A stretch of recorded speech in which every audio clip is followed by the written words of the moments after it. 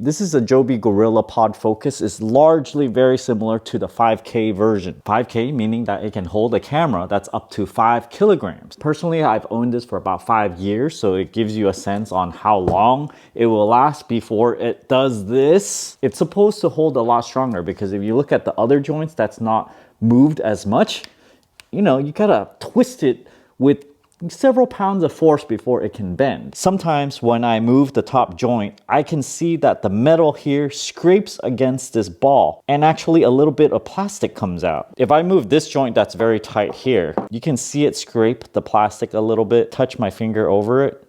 Little particles of black plastic is coming off. And if you do that enough, this joint is gonna loosen as well. A typical solution is to use heat shrink. When squashed, it's about 2.5 inches wide. The diameter is around 1.5 inches. Will it fit into the Joby? Okay, yes it does. Not all the joints are broken, so I'm only gonna fix the top joints. Other people that have repaired this put the heat shrink along the entire thing, and I just don't like the look of that. First, we remove the top ball head, and we need to remove this screw just to give a little bit more clearance. We can wrap around this top ball joint. It looks like it want to angle outwards to be at the neutral location. 2 3/8 inches long for each one. And we thread it through. This is my industrial heat gun. Let's turn it on.